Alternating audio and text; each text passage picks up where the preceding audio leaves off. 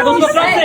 তুই একটা বছর না, বাবা না, করে তোমার কি কাগজ তাহলে কি তোমার সরকারি চাকরি কাগজ আছে দর্শক আছে বিল কাগজ ওকে নিয়ে আমার কাছ থেকে তুমি কাগজ বলেছো মিডিয়া দেখবা, কাগজপত্র আছে?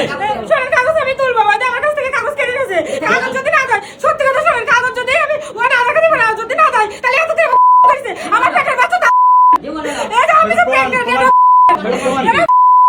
কি প্রমাণ দেয় সব প্রমাণ আছে ওর সাথে আমার মেসেজ আছে হয়েছে এখানে তো দিয়ে আমাকে লোক সবাই জানে আমি ওর বউ আমি ওর বউ সাথী, বউ হলে কি প্রমাণ লাগে, কাগজপত্র লাগে এবং আছে প্রমাণ আছে অবশ্যই আছে আমার দুইটা দিন অপেক্ষা করেন আমি কামিনা তুলে নিয়ে এসে কেন নিয়েছে আমার কাছ থেকে শুধু বিয়ের রসিকটা আছে আমার কাছে দেখেন এপ্রিল মাসের 4 তারিখে বিয়ে হয়েছে সেই রসিকটা আমি দেখাচ্ছি বিয়ের তো কাবিন দেওয়া থাকে।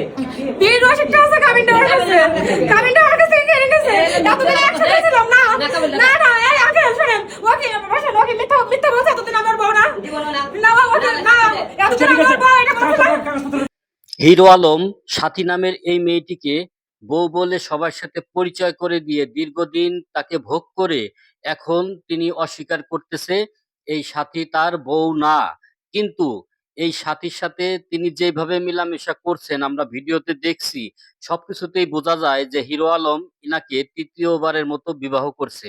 যদিও আগে পরে আরো অনেক বিয়ে হিরো আলমের থাকতে পারে, সেটা আমাদের নাও জানা থাকতে পারে, কিন্তু এই মেয়েটার সাথে যে সে কিছু একটা করছে সেটা কিন্তু বোঝা যায় এবং জাতি বোঝে। তবে আমার মনে হয় এই দেশ থেকে এই ধরনের ব্যক্তিদেরকে আর এই দেশে জায়গা দেওয়া উচিত না। এইবার এদেরকে একটা নিয়ন্ত্রণে আনা দরকার, যাতে এদেরকে দেখে আর কেউ এরকম না করে। কারণ এরা আমাদের যুব সমাজটাকে নষ্ট করে ফেলাইতেছে ভাই। এদের জন্য মানে আমাদের ছেলে মেয়েরা, আমাদের প্রজন্মটা মানে একদম নষ্ট হয়ে যাবে। পড়াশোনা করবে না, কারণ মনে করবে শিক্ষিত থেকে অশিক্ষিত ইনকাম করতে পারে বেশি। কারণ ওরা যা করে ওইগুলা তো আপনার শিক্ষিত লোক করবে না, অশিক্ষিতরাই করবে। যার কারণে তারা কি করতেছে, এমন কিছু মেসেজ দিতেছে যে আমাদের দেশের পোলাপান এখন পড়াশোনা বাদ দিয়ে ওদের মতো এরকম রং তামাশায় মাইতে যাবে।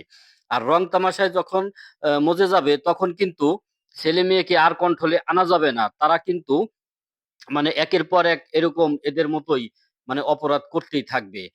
তো এখন আমার মনে হয় সময় এসেছে এদের মতো আগাছাকে শিকড় থেকে উপড়ে ফেলতে হবে। কারণ এরা বাংলাদেশের ভদ্র সমাজটাকে নষ্ট করে ফেলতেছে, কলুষিত করে ফেলতেছে। এদেরকে এখন বিচারের অধীনে আনতে হবে, কঠোর শাস্তি দিতে হবে এবং এদেরকে যারা সহযোগিতা করে তাদেরকেও বিচারের আওতায় এনে কঠোরতম শাস্তি এদেরকে দিতে হবে ভাই।